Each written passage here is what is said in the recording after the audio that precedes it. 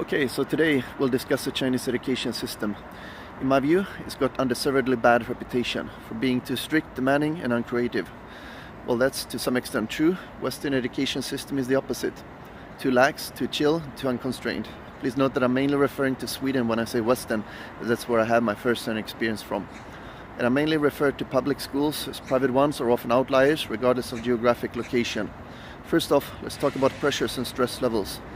Well, too much studying, testing and homework can lead to stress, but so can also lack of structure and too many options, as described by psychologist Barry Schwartz in his book The Paradox of Choice. In other words, most kids actually prefer direction and guidance, or else there's a clear risk of causing anxiety. Furthermore, kids at a young age, they have no idea what's best for them to study, so there's always a risk of making decisions that maximize short-term joy rather than long-term success in the job market. Second, let's consider talent versus grit. Chinese education system tends to emphasize hard work, while Western tends to emphasize nurturing talent. The challenge, though, is that talent is a scarce resource and predominantly innate personal trait that can at best be enhanced through education, but not created from scratch. Hard work, though, is possible by anyone who has the determination and willpower. If you want to become really good at something, you need both, though. Just either is not enough. In other words, it's based on the combination of nature and nurture. And as an additional note, if you don't get accustomed to hard work, chances are you also won't later in life. Third, repetition is the mother of learning, and some things must be learned through repetition. There's nothing wrong with that actually, as research has shown that absence of assistive tools stimulates production of grey cerebral matter, whereas excessive use of electronic devices lead to deterioration of the same. And if you really want to learn and become proficient in something, you simply have to put in a minimum number of hours of homework. An hour here or there during class is simply not enough in order to become good at something. Fourth, about order and discipline in the classroom. In China, it's like a military boot camp, whereas in many Western countries like Sweden, it's basically anarchy, where students can play with mobile phones and call the teacher names without any repercussions. Try that in China, your child would be hung out for public naming and shaming. In China, the teacher is enjoying absolute authority, where not even the parents dare to complain. Fifth, the Western system tends to foster fierce and open debate, whereas in China, it's more confined to more subtle discussions behind the scenes, regardless of whether in school or not. Discussion and involvement is fine and dandy when the goal is to find compromise, but in the West today, this is completely gone, leading to too many people having too many opinions, often without being expertly qualified to do so, leading to too much disharmony and conflict in society. Sixth, Chinese school focuses on learning, whereas Western education primarily focuses on happiness, joy and self-fulfillment. The thing is though, not everything in life can be fun. As Jensen Huang, the CEO of NVIDIA says, now I'm paraphrasing, people often erroneously conflate passion with happiness. However, they don't necessarily go hand in hand.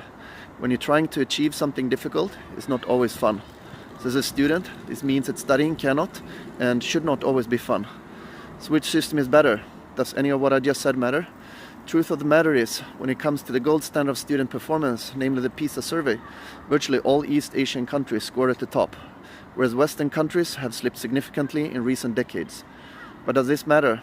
The answer is yes, as virtually all socioeconomic KPIs like GDP growth, HDI or Human Development Index, and general social welfare are correlated with PISA survey scores.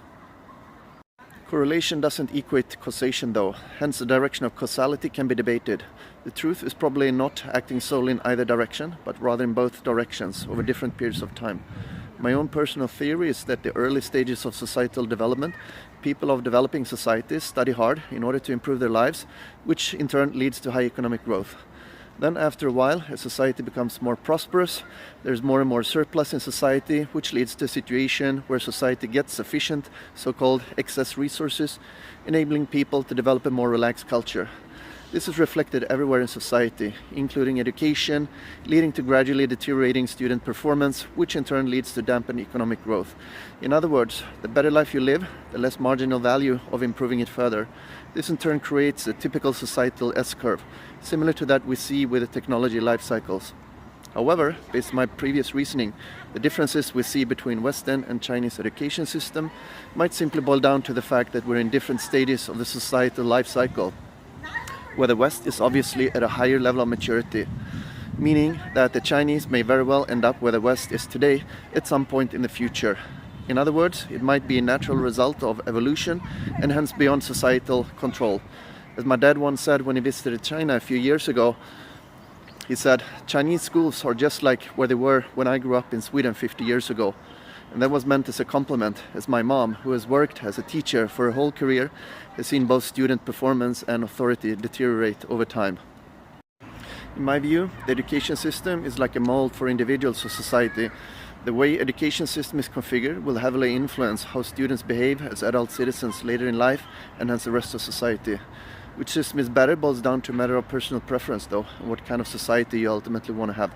But for me personally, as I prefer a safe society, free from drugs, bullying and violence, I really like the current Chinese education system and society, because despite its flaws and potential for improvement, if you're not safe, you're also not free. Thanks everyone for listening, and see you in the next one. Have a good weekend.